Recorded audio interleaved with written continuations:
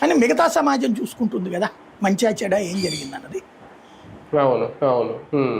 అంటే ఒకటి సార్, ఇప్పుడు కొంతమందికి జర్నలిస్టులకు కానీ ఇలాంటి విశ్లేషకులకు కానీ ఓకే కొన్ని నిఘా వర్గాల సమాచారం ఇంకో సమాచారం ఏదో ఉండి మాట్లాడతారనేది.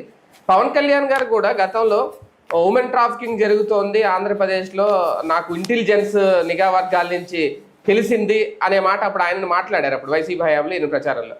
తర్వాత ఇప్పుడు మొన్న కూడా వైఎస్ఆర్ హయాంలో ఒక పోలీసు ఉన్నతాధికారి నా దగ్గరికి వచ్చారు, నేను ఆయన పేరు చెప్పను కానీ ఆయన నా మీద కేసులు పెట్టమని బలవంత పెట్టారు అని నాకు చెప్పారు అనేది మనం చెప్పారు. దాని మీద ఇప్పుడు కేవీపీ కూడా రియాక్ట్ అయ్యారు, నేను ట్వీట్ చేశారు ఆయన.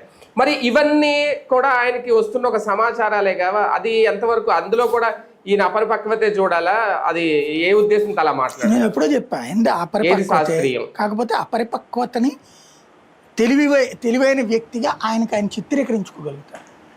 ఇప్పుడు ఒకసారి నేనే ప్రొజెక్ట్ చేశా 2019కి ముందు అనుకుంటా, పాకిస్తాన్ పేపర్లో ఈయన పేరు హెడ్డింగ్కి వచ్చింది. భారతీయ జనతా పార్టీ భాగస్వామి, ఎన్డీఏ భాగస్వామి చెప్పాడు ఈ మాట అని. ఏంటి అంటే అప్పుడు ఈయన మాట్లాడిన మాట, నాకు ఒకళ్ళు చెప్పారు ఎలక్షన్స్ ముందు యుద్ధం వస్తుందయ్యా, ఏదో గొడవ నడుస్తుంది, ఏ దాడులు లాంటివో జరిగితే ఆ తర్వాత యుద్ధం వస్తుందని చెప్పారు అని.